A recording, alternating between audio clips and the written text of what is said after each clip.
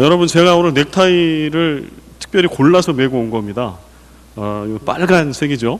그래서 아주 이렇게 빨간 넥타이는 제가 1년에 뭐 한두 차례 메고 잘 매지 않는데 의미가 있습니다. 그래서 오늘은 교회 절기상 오늘 찬양대가 성령님에 관한 그런 찬양을 해주셨는데 이유가 있을 거예요. 그래서 오늘이 교회 절기로는 성령 강림 주일입니다.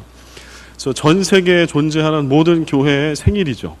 마가의 다락방 성령 강림 사건을 통해 교회가 탄생했습니다. 신약교회가. 그래서 오늘은 그것을 기념하는 주일인데 가정의 달 제가 시리즈로 설교를 하기 때문에 오늘 설교 말씀은 절기에 관한 말씀은 아니고 가정에 대한 말씀을 전해드리려고 합니다. 그러나 교회의 절기를 우리가 기억해야 하겠죠. 그래서 그 성령님, 교회를 탄생케 하신 성령님, 오늘도 우리의 가정을 싸매시고 돌보시고 지키시는 그 성령님께서 우리들의 잃어버린 부성을 회복시켜 주시고 무너진 가정을 회복시켜 주셔서 이 땅에 우리의 가정에서부터 거룩한 주의 나라가 임하는 역사들이 임하기를, 있기를 간절히 소망하며 말씀을 전하고자 합니다. 먼저 여러분들에게 질문을 좀 드리겠습니다. 여러분, 아버지라고 하는 그 단어를 딱 들으시면 뭐가 떠오르십니까? 인순이의 아버지가 떠오르시나요? 우리 지난주에 청년 두 커플이 나와서 아주 찬양이 아니죠. 노래를 아주 잘해줬는데 여러분, 아버지라고 하는 단어와 말을 들으면 여러분 머릿속에는 어떤 이미지 내지는 뭐가 떠올려지세요? 아버지 그러면 이제 저는 좀 국제시장이 좀 떠올랐어요. 우리 옛날 그 아버지, 그리운 아버지 있잖아요. 국제시장에 나오는 그 아버지 어떤 아버지인가요? 마지막까지 목숨을 걸고 가족들의 필요를 채우고 가족을 책임지는 아버지.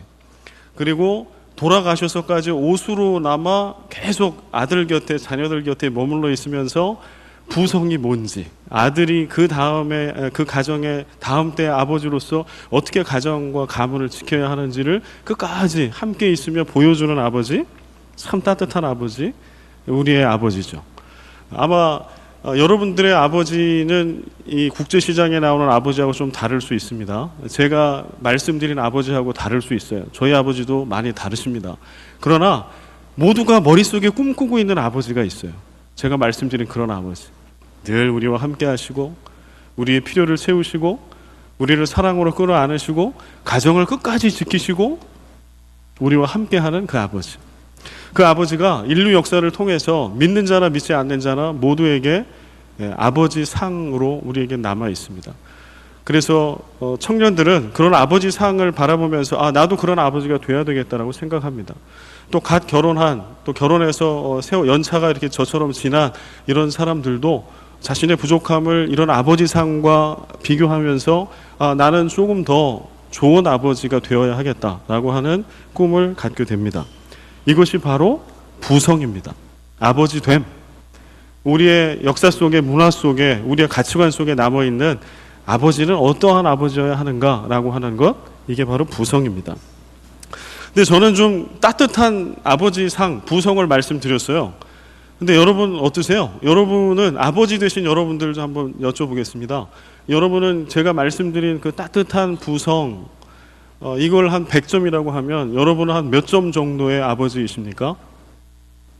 자, 손가락으로 한번 해볼까요? 10개 중에 하나에 10점씩. 자, 하나, 둘, 셋. 교양이 있으셔서 다 발가락으로 하고 계시네요. 사실 우리가 몇 점짜리 아빠냐라고 할 때 나는 100점이야 라고 하시는 분은 좀 치료를 받으실 필요가 있죠.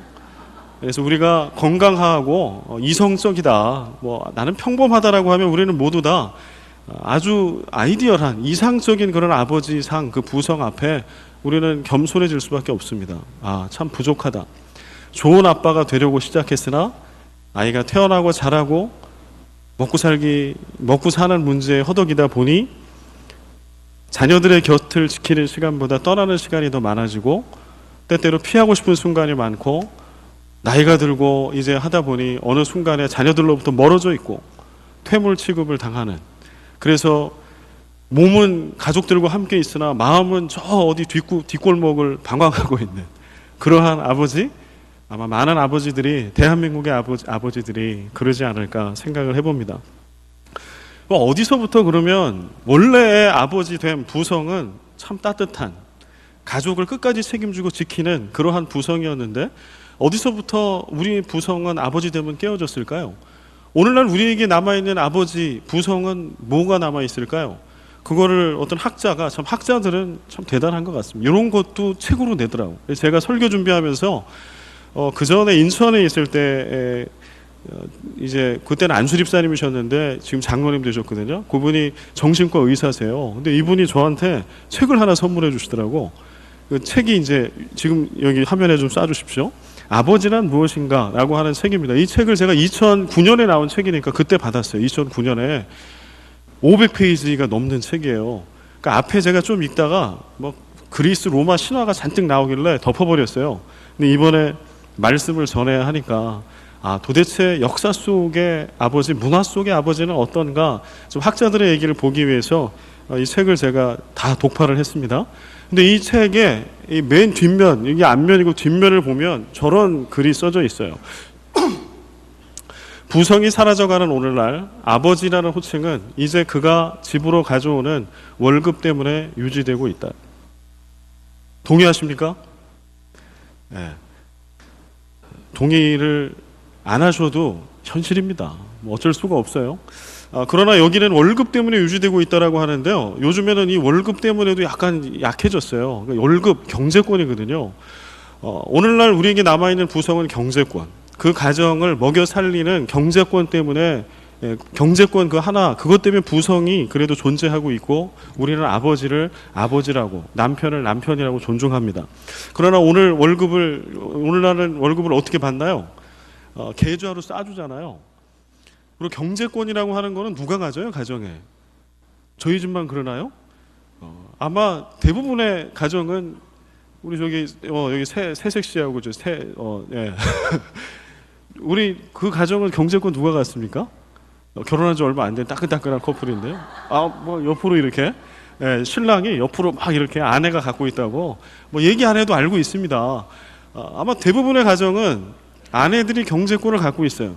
그나마 남아있는 알량한 부성을 지켜주고 있는 거는 경제권인데 그나마 지금 월급은 계좌로 쏴주고 그 돈에 대한 권리는 아내가 행사하고 있다. 근데 그래야 먹고 살아요, 그죠? 저도 그냥 아멘, 뭐 감사하게 관리해 주셔서 감사합니다, 뭐 이러고 살고는 있습니다만, 옛날에 저희 아버지가, 제가 아주 어릴 때 아버지께서 시내버스 운전하시고 이렇게 월급을 타시면 그때는 월급 봉투가 있었습니다. 제가 마닐라 와서 참 고마운 거는 저희 교회는 사례를 봉투에다 현찰로 주세요. 페소를. 네, 두툼하게, 아마 오늘이나 다음 주가 사례 받을 날이 될 것 같은데 왜 제 설교에 좀 힘이 실리는 것 같지 않습니까? 늘 월급 받는 날은 즐거운 날이죠. 뿌듯한 날이고. 근데 저희 아버지 어렸을 때 보면 그 월급 봉투에, 누런 월급 봉투에 이 지폐가 빳빳하게 이렇게 탁 들어있어요. 근데 제가 마닐라 와서는 그거를 경험하는 거예요. 이만한 봉투를. 근데 어쩔 때는 또 제 아내한테 한 10번 중에 7번은 아내한테 주시고 저한테는 한두 번 정도 아내가 없을 때 주시더라고요. 좀 바꿔주십시오. 저한테 주십시오. 이게 제 무너지는 부성을 지키는 길입니다. 그래서 이 두툼한 봉투를 가지고 아버지들이 옆에 군고구마, 풀빵, 뭐 귤 몇 개 딱 사들고 집에 가서 자, 딱 이렇게 내밀 때 그나마 하나 남아있는 우리의 부성은 꽃을 핍니다. 내가 아버지구나. 내가 아빠지. 근데 오늘날은 그나마 그러한 추억과 그런 것도 사라지고 없다라고 하는 거예요. 그래서 어느 학자의 이야기처럼 오늘날 아버지라고 할 때 우리 머릿속에 있는 그 좋은 아버지, 따뜻한 아버지는 온데간데 없어지고 우리에게 남은 아버지는 월급 봉투를 전해주는 아버지, 그저 내 생계를 챙겨주시는 아버지, 이것만 남아 있습니다. 근데 이것이 그냥 하루아침에 이렇게 우리의 부성이 무너지고 깨어지는 것은 아닙니다. 그 아버지란 무엇인가라고 하는 책에 보니까 그것을 학적으로 좀 정리를 해놨더라고요. 제가 소개를 해드리려고 합니다. 저 앞에까지 한 15세기, 16세기도 있는데 그건 빼겠습니다. 18세기 말에 여러 가지 1700년 후반이죠. 이 서구 역사에 의미 있는 부성이 깨어질 수밖에 없는 사건들이 생겨납니다. 그 중에 첫 번째는요, 장자크 루소의 에밀이라고 하는 책이에요. 장자크 루소의 에밀이라고 하는 이 책은요, 어떤 영향력을 끼쳤는가 하니, 그 전에는 적어도 가정에서 자녀의 교육을 책임지는 사람은 아버지였어요. 이 책이 나오기 전에는.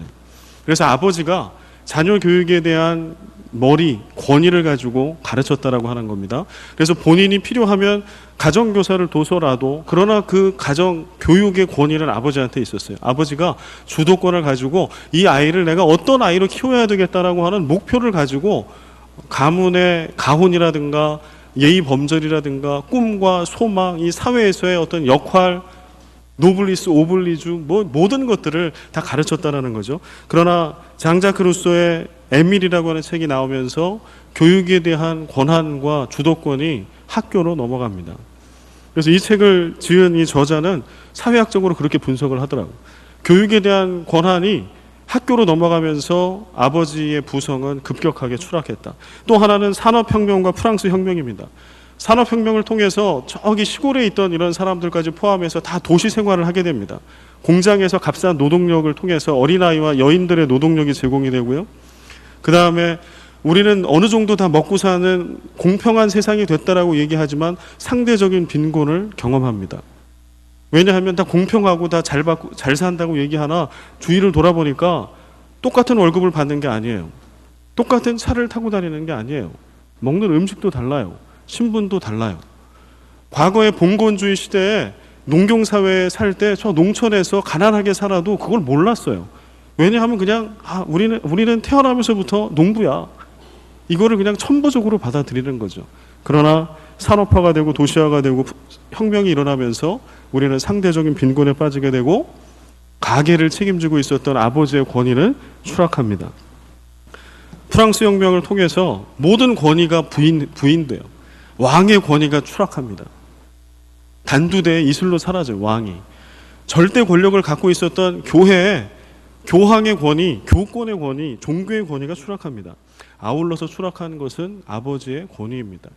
그전에는 당연히 아버지는 이런 권위가 있어, 권한이 있어라고 통용되는 것들이 이제는 왜 모든 아버지가 그런 권한을 가지고 있어야 하지?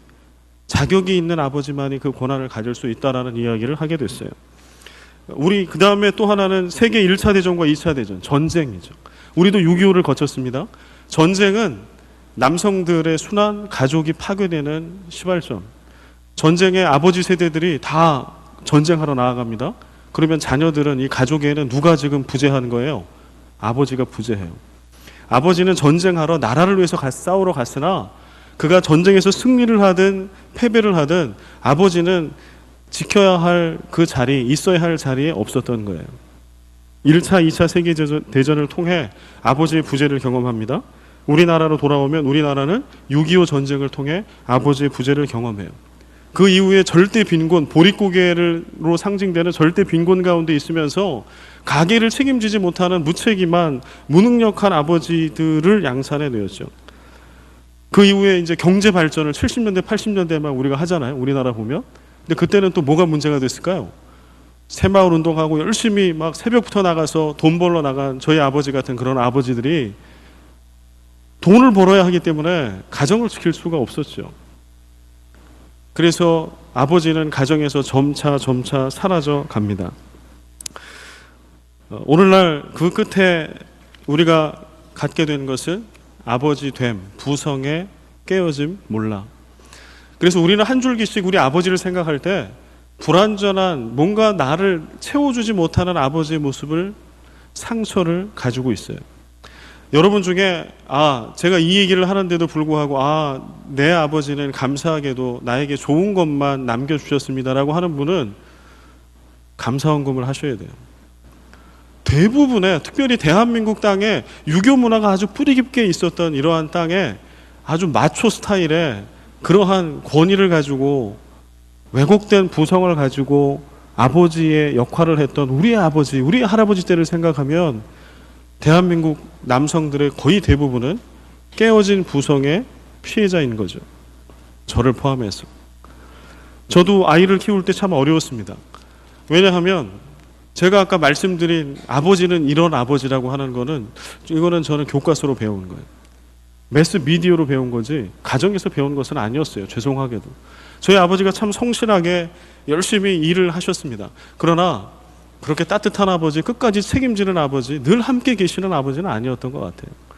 제가 첫째를 낳고 둘째를 낳고, 물론 제 아내가 낳았지만, 그러고 이제 아빠가 되었을 때 제가 제일 어려웠던 거는 아이를 사랑해주고 싶은데 어떻게 해야 될지를 모르겠는 거예요. 아마 여기도 그런 분들 많이 계시죠? 큰애가 한 5살쯤 되고 둘째하고 2살 터울이니까 둘째가 한 3살 정도 되고 요때 되니까 내가 아버지구나, 내가 어떻게 아이를 사랑해야 되는구나를 조금씩 알겠더라고. 그러니 5년을 암흑같이 지냈습니다. 죄책감 속에서.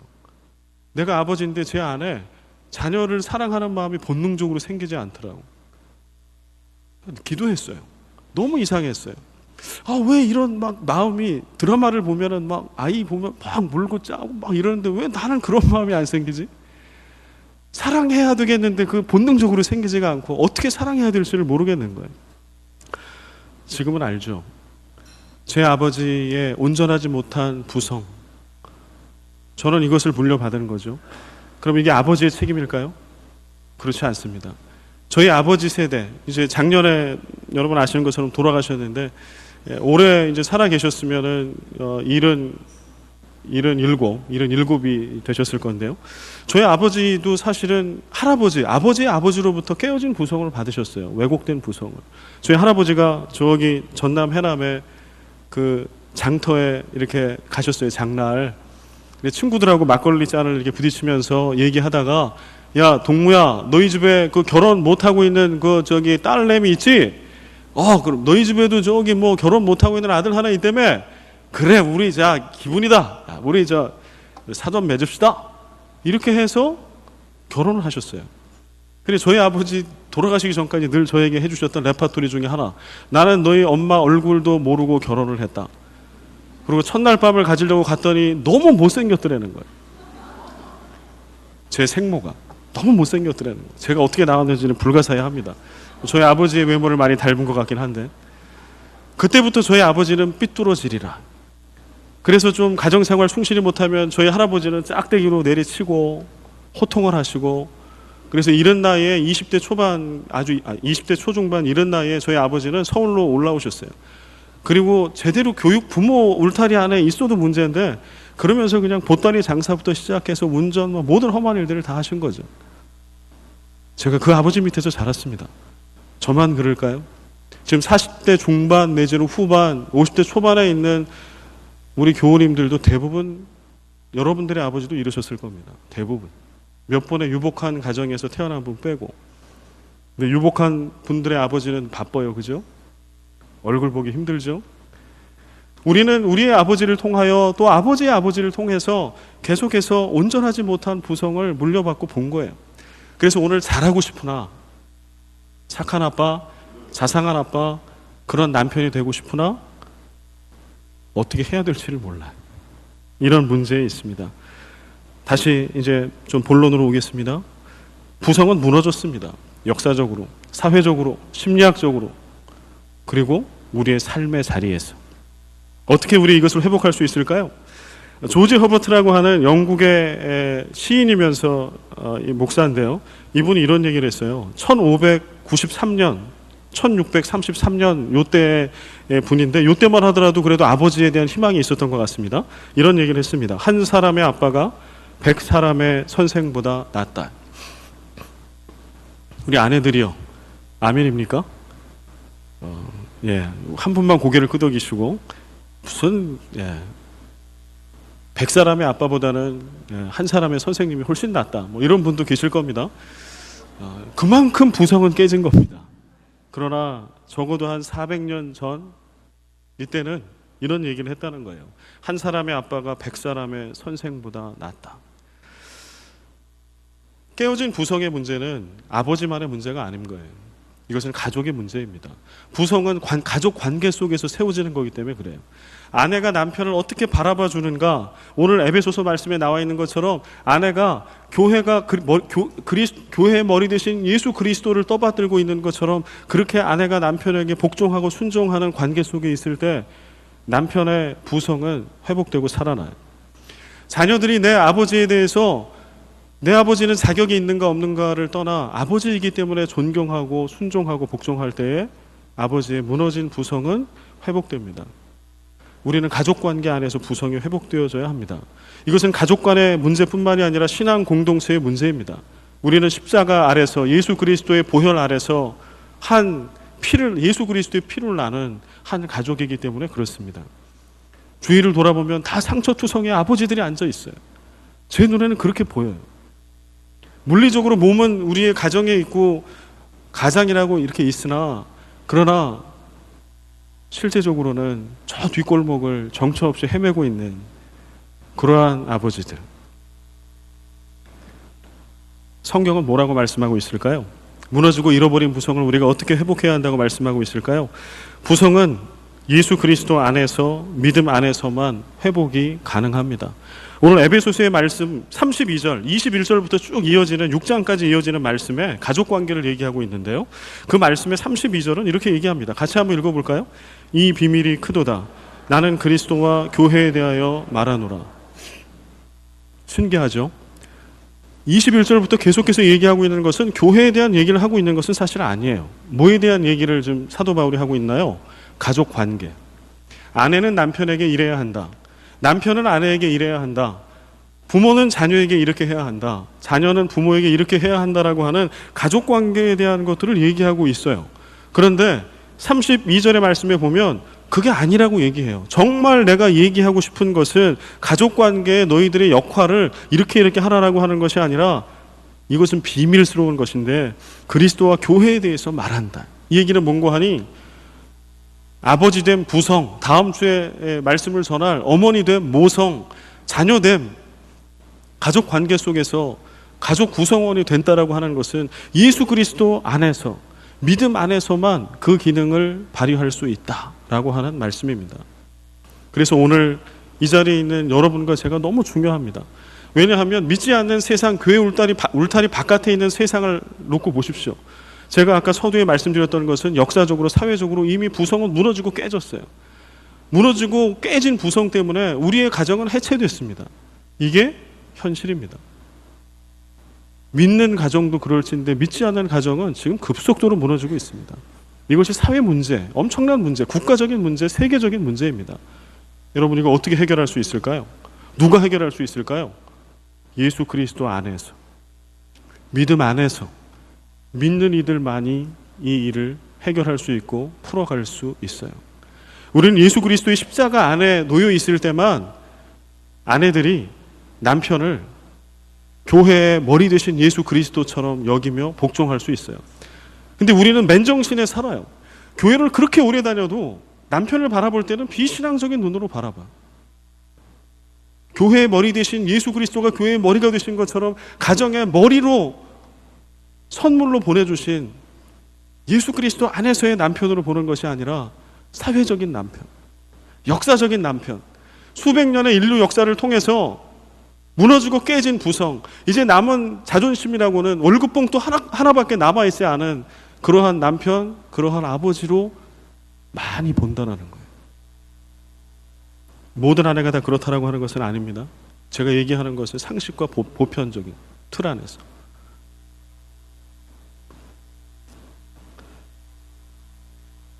그러나 오늘 성경은 얘기합니다.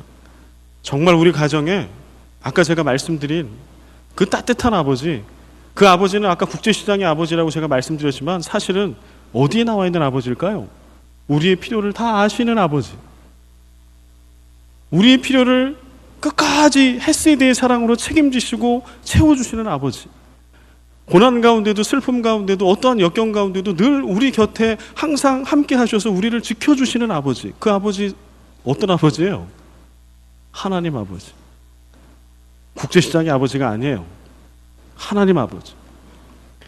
모든 믿는 이들은 육신의 아버지를 뛰어넘는 그 이전에 우리의 아버지가 되어주신 아버지 하나님을 다 믿고 있습니다. 여러분 그것을 믿으십니까? 에베소서 말씀은 그것을 이야기하고 있는 것이에요. 우리는 그 아버지 하나님, 우리에게 아버지가 아버지 하나님이라고 하는 그 사실을 신뢰해야 합니다. 믿어야 합니다.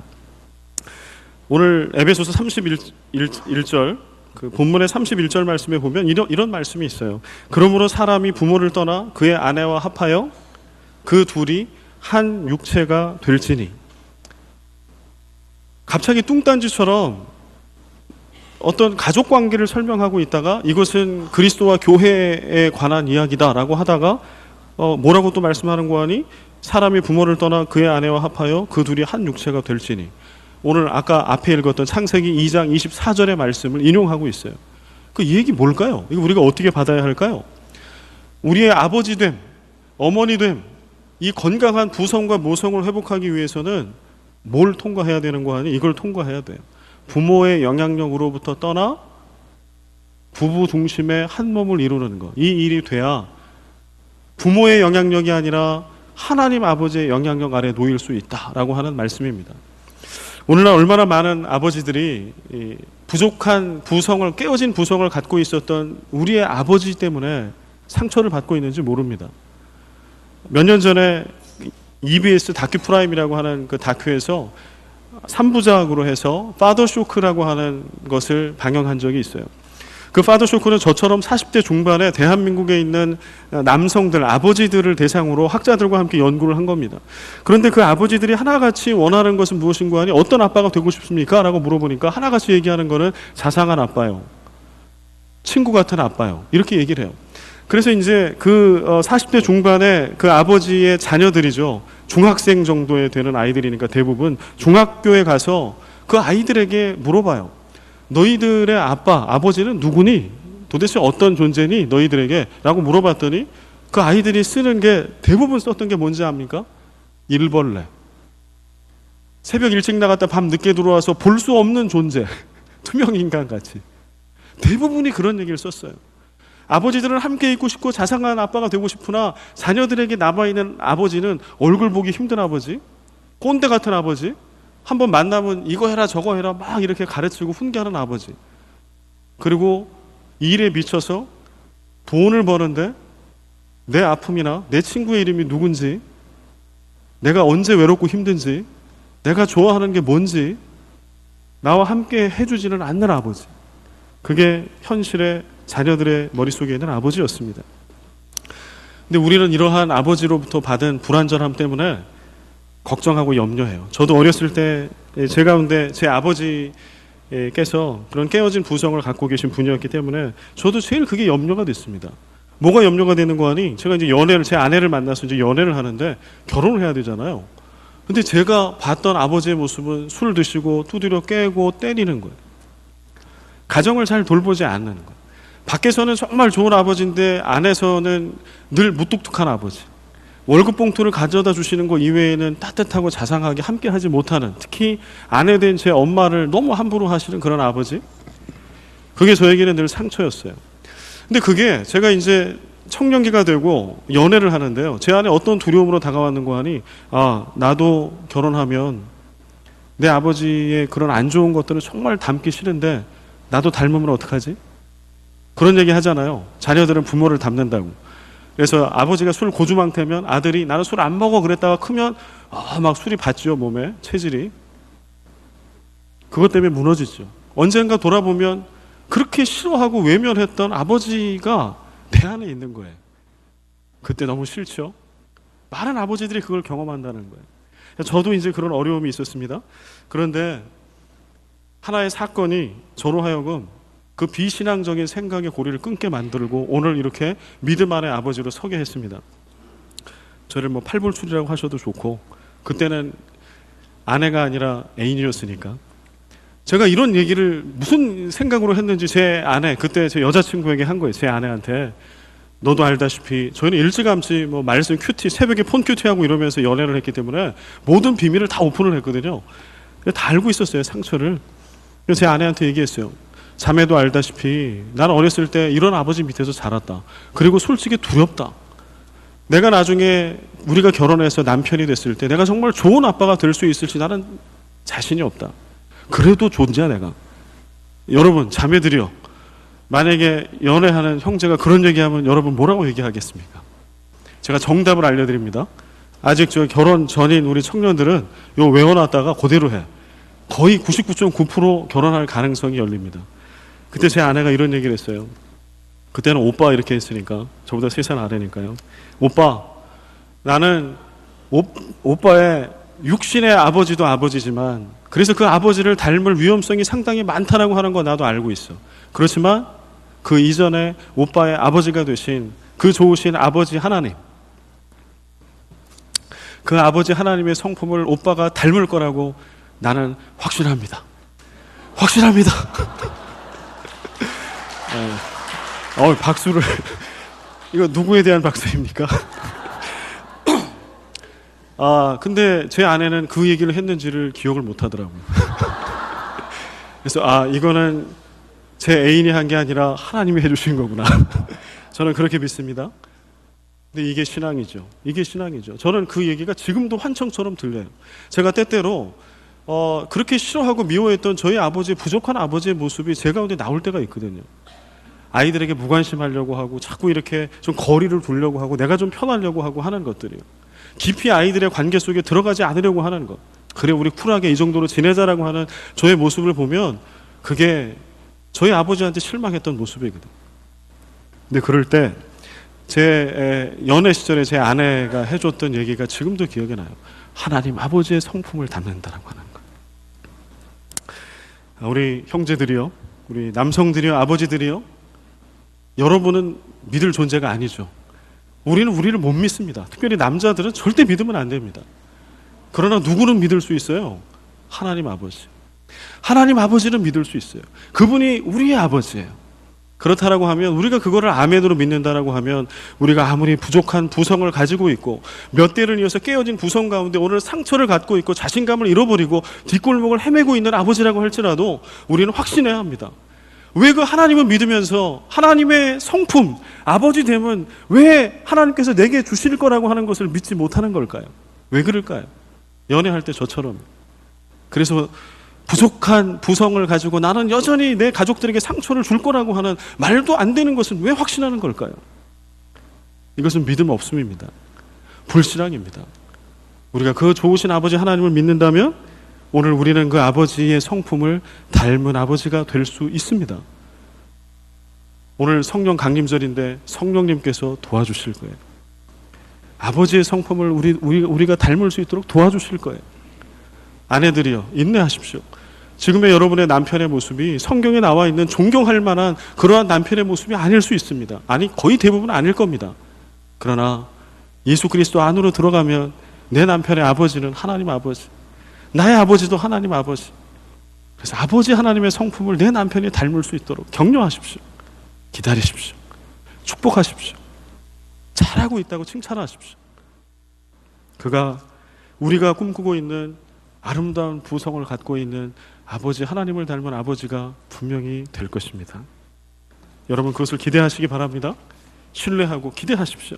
그 다음에 세 번째는요, 그 아버지를 닮아가야 되겠죠. 그 아버지, 그 좋은 아버지 우리가 닮아가야 하지 않을까요? 어떻게 닮을 수 있을까요? 첫 번째는요, 이것은 우리의 가정으로 한번 가보자고요. 아버지들이요, 우리는 알아야 합니다. 여러분들이 아무 상처 없이 자라더라 할지라도 아버지들은 인간이기 때문에 부족해요. 그리고 이 시대를 살아가고 있는 우리 아이들을 100% 이해하지 못해요. 절대로. 그래서 부지불식간에 우리는 아이들에게 잘해준다고 얘기한 그 얘기가 아이들에게 분명히 상처로 다가선 순간들이 모든 자녀들에게 있습니다. 우린 이것을 받아들여야 합니다. 첫 번째는요, 우리가 아버지로서 우리의 위치가 어디 있는지를 살펴봐야 합니다. 제 고백을 또 하겠습니다. 제가 인천제일교회 부목사로 있을 때요, 한번 충격받은 일이 있었어요. 이런 5월달이었습니다. 아마 5월달이었던 것 같아요, 기억에. 이제 그 예배를 인도하기 위해서 이렇게 본당으로 올라가는 계단 그 유리가 있었는데 거기에 유치부 아이들의 그림이 붙어 있었어요. 그 그림의 제목을 제가 딱 보니까 교회 가는 길이었어요. 교회 가는 길. 그래서 제가 이제 저희 그때 큰애가 유치부에 있었으니까 부모 마음은 다 똑같잖아요. 그림이 수십 장 있어도 누구 그림만 보여요?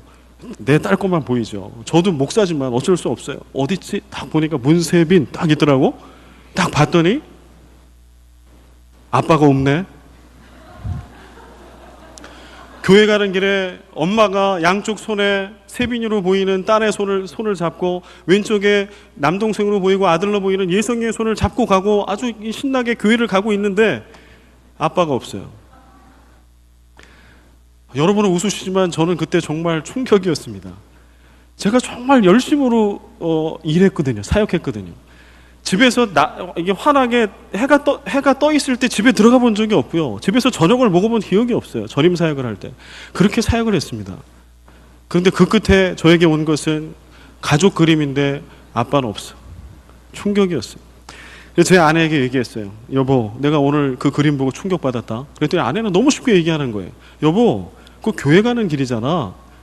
교회 갈 때 아빠는 새벽 일찍 교회 가 있는데 함께 아빠 손잡고 교회 간 적이 없어, 우리 애들이. 그래서 그냥 솔직하게 그린 걸 거야. 그래도 위로가 안 돼. 아, 내 딸의 머릿속에는 아빠는 없구나.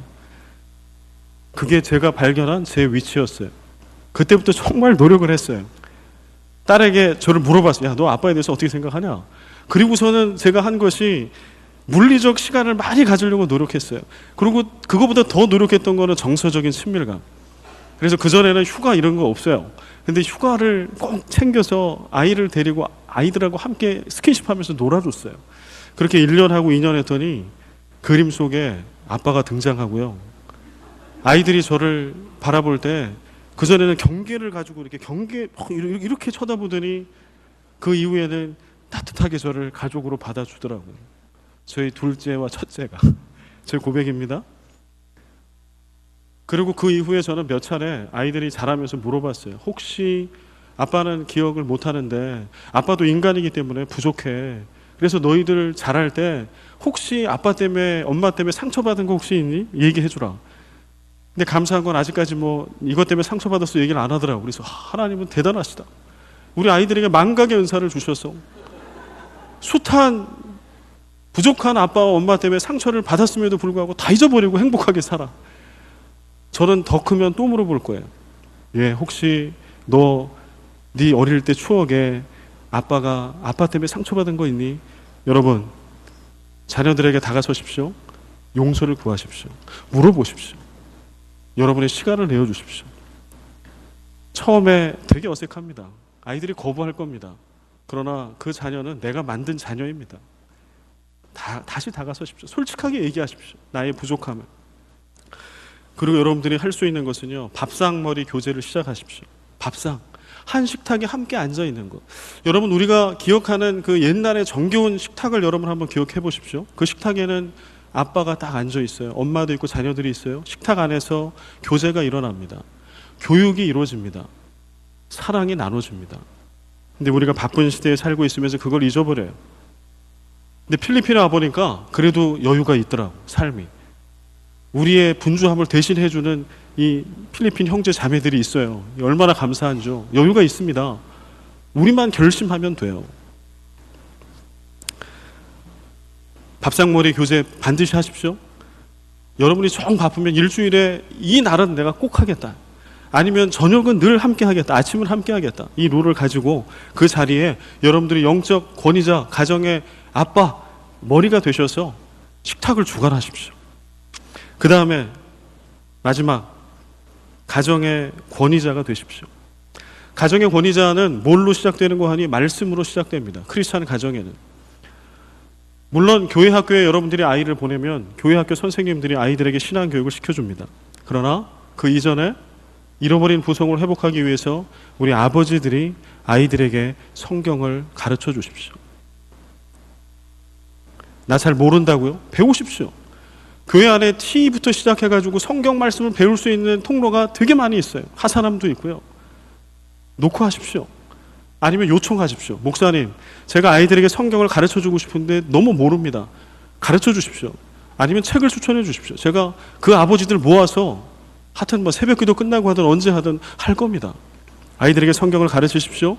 가르치는 것뿐만 아니라 우리 올 한 해의 표어처럼 말씀이 삶이 되는 것을 보여주십시오. 얘들아, 우리가 읽었던 이 말씀 있지? 이 말씀은 이렇게 사는 거란다. 누군가의 선한 이웃이 되는 것은 이렇게 사는 거야. 세상의 왕 같은 제사장으로 사는 것은 직업을 성직으로 알고 일터를 거룩한 성소로 알아. 그곳에 하나님이 주인 되게 하는 거란다. 하나님 나라의 백성으로 살아가는 것은 내 주머니의 주인이 하나님이시라고 하는 것을 선포하는 거야. 이것은 하나님께서 나를 위해서만 주신 것이 아니야. 정부목도 있고 하나님 목도 있고 가족 목도 있고 종업원 목도 있고 다 있단다. 그걸 나는 후회라야. 이게 네 거야. 네게 네 손에 쥐어졌을 더라도 그걸 가지고 사람을 살리는 일에 써라. 그게 하나님이 원하시는 거다. 그게 복음이고 말씀이다. 신앙의 본이 되십시오. 오늘부터 여러분에게 좀 권면하고 싶은 것, 가정 예배를 좀 드리십시오. 적어도 일주일에 하루. 그러면 목사님은 잘 드리고 계시겠네요? 죄송합니다. 가정 예배 드린 지가 꽤 됐습니다. 그래도 한국에서 홈스쿨 할 때는 일주일에 몇 차례씩 이렇게 주기적으로 계속 했는데요. 마닐라 오면서는 사실 잘 못하고 있어요. 몇 번 못했습니다. 그러나 선포하고 하려고 합니다. 저부터요. 적어도 일주일에 하루. 토요일이 제일 좋을 것 같은데요. 아니면 주일도 좋고요. 그럼 가정 예배 어떻게 드립니까? 여러분 매일 성경 있으시죠? 매일 성경을 구독을 안 하시는 분은 다음 달부터 신청하십시오. 그러면 매일 성경 뒤에 보면 가정 예배 란이 있어요. 그래서 아무것도 없어도 그것만 딱 한 페이지 보면은 그거 가지고 충분히 아빠가 인도할 수 있어요. 어렵지 않아요. 말씀을 읽고 나눌 수 있어요. 반드시 아빠가 하십시오. 아빠가 인도하십시오. 아빠가 영적 권위자로 서 있는 것을 자녀들에게 보여주십시오. 아빠가 신앙 가운데 왕 같은 제사장이 되어서 내가 너희들의 신앙을 책임지겠다라고 하는 것들을 보여주십시오. 너희들이 교회 학교에서 배우고 있는 거, 가정 예배에서 나눈 말씀, 아빠는 일주일 동안 이렇게 살았다라고 하는 것을 나눠주십시오. 그게 믿음입니다. 그럴 때 잃어버린 부성은 회복될 겁니다. 그 다음에 맨 끝에 반드시 해야 될 것은 자녀들을 축복해 주십시오. 아버지가 껴안아주면서 아이를 위해서 마음껏 축복하십시오. 아버지가 하십시오. 그런 이후에 어머니도 하십시오. 그러면 그 축복 기도를 받은 아이들은 내가 아버지로부터 눈에 보이지 않는 고귀한 가치, 내 인생을 살아갈 수 있는, 나를 지탱해 줄 수 있는 그 고귀한 신앙, 삶의 모습, 이 모든 것들이 아버지께서 나에게 주셨다라고 하는 것을 뼈저리게 가슴속에 체험할 겁니다.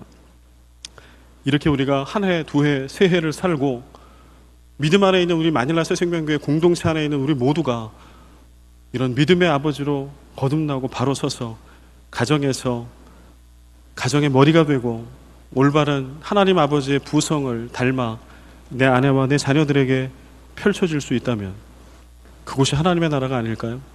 저는 그런 하나님의 나라가 여러분과 제 가정 가운데 우리 교회 공동체 가운데 늘 임하기를 간절히 소망합니다. 우리가 예수를 믿는다고 하면서도 인간의 성품이 아니라 아버지 하나님의 성품을 우리가 닮을 거라고 하는, 닮는다라고 하는 확신이 우리에게 없었음을 고백합니다. 세상의 부성이 무너졌다고 하여서 오늘 예수 그리스도의 십자가 아래서 다시 가족으로 거듭난 내가 하나님 아버지의 건강한 아버지의 모습으로 가장으로, 아버지로, 남편으로 그 귀한 사명 잘 감당할 수 있다라고 하는 하나님 그 사실을 믿음으로 고백하지 못했던 우리의 부족함을 고백합니다. 하나님 다시 십자가 아래서 우리의 무너진 부성이 회복되게 하여 주옵소서. 성령님 도와주시옵소서. 찢어지고 무너지고 상한 부성 그리스도의 십자가 사랑으로 온전케 하여 주시옵소서. 자녀들과의 깨어진 관계가 회복되게 하시옵소서. 가정에서부터 예배가 일어나게 하시고 아버지의 축복의 기도가 자녀를 향해 흘러가게 하시고 하나님의 말씀을 어떻게 살아가야 하는지 아버지가 자녀들의 본이 되는 그러한 일들이 우리 가정부터 마닐라 새생명교회 믿음의 모든 공동체 가정 가운데 이루게 하셔서 우리 교회가 살게 하시고 필리핀 이민 사회가 살게 하시고 이 나라와 이 민족이 살게 하시옵소서. 조국이 살게 하시옵소서. 이제는 우리 주 예수 그리스도의 은혜와 아버지 하나님의 크신 사랑과 성령의 교통하심과 역사하심이 깨어진 부성을 싸매셔서 아버지 하나님의 온전한 성품을 그리스도 안에 닮아 하나님 꿈꾸시는 아름다운 하나님의 나라 우리 가정에 임할 것을 확신하는 예배 가운데 나온 모든 아버지들 머리 위에, 어머니들 머리 위에, 자녀들 머리 위에 이제와 영원히 항상 함께 계시기를 간절히 축원합니다.